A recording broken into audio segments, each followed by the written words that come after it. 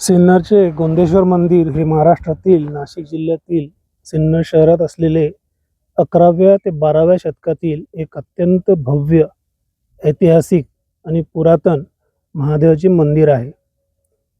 हे मंदिर यादव घराण्याच्या कारकिर्दीत 11व्या किंवा 12व्या शतकात बांधले गेले. भारत सरकारने या ऐतिहासिक वास्तूचे महत्त्व लक्षात घेऊन 4 मार्च 1909 रोजी याला राष्ट्रीय संरक्षित स्मारक म्हणून घोषित केले. शिवपंचायतन शैली. हे मंदिर शिवपंचायतन स्वरूपाचे आहे, म्हणजेच येथे मध्यभागी मुख्य मंदिर भगवान शिवाला शिवलिंग समर्पित असून त्याच्या चारही बाजूला 4 उपमंदिरे आहेत. मुख्य शिवालयाभोवती सूर्य मंदिर, विष्णू मंदिर, देवी पार्वती मंदिर आणि गणपती मंदिर यांची उपमंदिरे आहेत. हे मंदिर काळ्या बासल्ट दगडांचा वापर करून अप्रतिम कोरीव कामात भूमिज किंवा हेमाडपंथी शैलीत बांधलेले आहे. मंदिराच्या सभामंडपात आणि बाहेरील भिंतीवर सुंदर व शिल्पकला व नक्षीकाम पाहायला मिळते. या मंदिराला पूर्व, पश्चिम आणि उत्तर अशा 3 बाजूंना प्रवेशद्वारे आहेत. पूर्वेकडील मुख्य प्रवेशद्वारासमोर नंदी मंडप आहे. हे मंदिर नाशिक-पुणे महामार्गावरील सिन्नर शहरात पूर्वेकडे अवघ्या काही अंतरावर स्थित आहे. हे नाशिक शहरापासून सुमारे 26 किलोमीटर आणि सिन्नर बस स्थानकापासून सुमारे 2 किलोमीटर अंतरावर आहे. ASI आर्किओलॉजिकल सर्वे ऑफ इंडियाच्या संरक्षित वास्तूंमध्ये ऑगस्ट 2026 मध्ये जतन व विकासासाठी निधींची मागणी चर्चेत आली होती. गोंदेश्वर मंदिर सिन्नर हे महाराष्ट्रातील नाशिक जिल्ह्यातील सिन्नर येथील एक अत्यंत प्राचीन, ऐतिहासिक आणि वास्तुकलेचा उत्कृष्ट नमुना असलेले मंदिर आहे. हे मंदिर 12व्या शतकातील असून राष्ट्रकूट आणि यादव काळातील स्थापत्य शैलीचे प्रतिनिधित्व करते. या मंदिराची सविस्तर माहिती अशी आहे. याला पंचायतन मंदिर म्हणतात. भगवान शिव, गोंदेश्वर, गोविंदेश्वर 4 उपमंदिरे आहेत. हेमाडपंथी शैली आहे. अत्यंत बारीक आणि सुंदर कोरीव काम पाहायला मिळेल. सभामंडप आणि गाभारा, एक भव्य सभामंडप आणि आतमध्ये मुख्य शिवलिंग असलेले गाभारा आहे. नंदी मंडप, मुख्य मंदिरासमोर एक नक्षीदार नंदी मंडप आहे. मंदिराच्या बाहेरील भिंतीवर, खांबांवर, शिखरांवर विविध देवी देवता, नर्तकी, पौराणिक प्रसंग आणि प्राण्यांची सुरेख चित्रे कोरलेली आहेत. संपूर्ण मंदिर एका मोठ्या आणि उंच दगडी चौथऱ्यावर उभारलेले आहे. याचा बांधकाम काळ अंदाजे 1050 ते 1200च्या दरम्यान सेहून काळातील यादव राजवटीत किंवा गोविंदराजांच्या काळात बांधले गेले असावे असा इतिहासकारांचा अंदाज आहे. गोंदेश्वर मंदिर हे केवळ धार्मिक स्थान नसून हे महाराष्ट्राच्या मध्ययुगीन समृद्ध शिल्पकलेचा आणि इतिहासाचा एक अनमोल ठेवा आहे.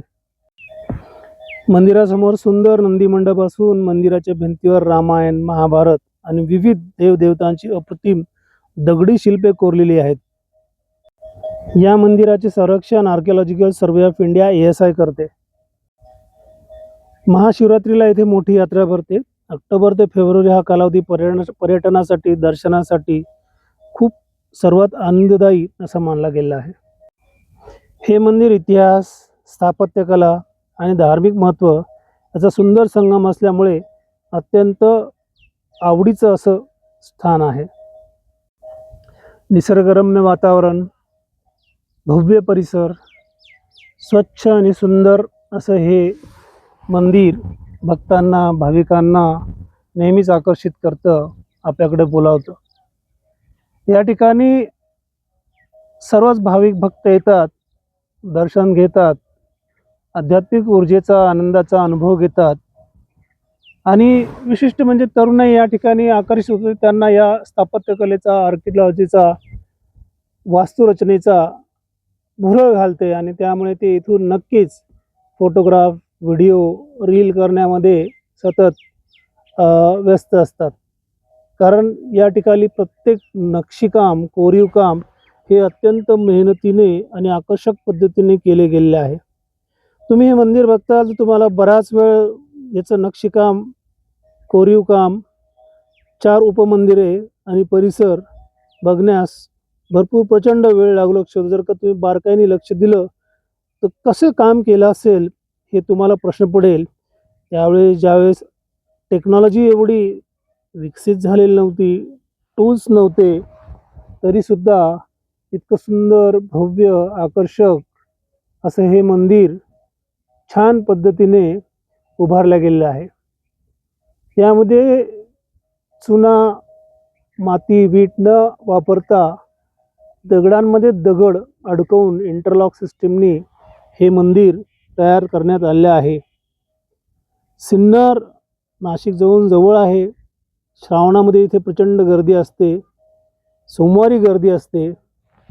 इथे बऱ्याच वेळेस तुम्ही असं बघाल की भारतातील विविध ठिकाणातून भाविक भक्त केवळ दर्शनासाठी या गोंदेश्वर मंदिराकडे सातत्याने येत असतात.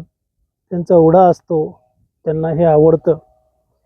माझं सुद्धा सर्व लोकांना, भाविकांना, भक्तांना असं म्हणणं आहे की तुम्ही नक्की एकदा या मंदिराला भेट द्या. श्रावणामध्ये या ठिकाणी तुम्हाला महादेवाचं सुंदर मंदिर बघायला मिळेल. हर हर महादेव, पार्वतीपते हर हर महादेव. महादेव हे देवाती देव आहेत. जसं महादेव आहेत त्याच ठिकाणी विष्णू मंदिर सुद्धा आहे, सूर्य मंदिर सुद्धा आहे, पार्वती मंदिर सुद्धा आहे, गणपती मंदिर सुद्धा आहे. विविध मंदिरं या ठिकाणी आजूबाजूला, त्याला आपण पंचायतन म्हणतो, पंचायतन या ठिकाणी स्थापित केलेलं आहे. आजूबाजूला मध्यभागी शिवमंदिर आहे, शिवपिंड आहे. तर या ठिकाणी आपण लिंग म्हणतो, त्या ठिकाणी शिवलिंग आहे. अत्यंत आकर्षक, देखणे भक्तांना आवडेल असं हे शिवमंदिर. नक्की तुम्ही एकदा या आयुष्यामध्ये याला भेट द्या आणि मानसिक समाधान, आनंद आणि ऊर्जा या तिन्हीचा तुम्हाला या ठिकाणी अनुभव मिळेल. तुम्हाला माहिती आहे भगवान शिवाला बेलार्पण आपण करतो. श्रद्धा, विश्वास आणि अध्यात्म या सर्व गोष्टींची सांगड या ठिकाणी तुम्हाला बघायला मिळेल. हर हर महादेव, हर हर महादेव. नमस्कार. या ठिकाणी आपल्याकडे काही दादा आहेत, ते जॉबमध्ये आहेत, मुंबईहून आले आहेत आणि महादेवाच्या दर्शनासाठी आले आहेत. खूप चांगलं वातावरण आहे. महादेव देवाती देव आहेत. श्रावण महिना आहे आणि या ठिकाणी यायची संधी भेटणं म्हणजे खरोखरच काहीतरी आपलं भाग्य आहे, सुदैव आहे. आणि या चांगल्या परिसरामध्ये देवाती देव महादेवाचं अत्यंत प्राचीन आणि ऐतिहासिक मंदिर आपण या ठिकाणी बघत आहोत. या मंदिराचं काही विशेष वैशिष्ट्य सुद्धा आहे, ते आपण जाणून घ्यायचा प्रयत्न करू. काय त्यांच्या भावना आहेत, काय त्यांच्या ऊर्जा आहे, काय त्यांचा आनंद आहे. Let us know from them what is their opinion, what is their feeling and how they clock this. Let us find the things. Hello friends, tell us something about this. बोला. नमस्कार मंडळी.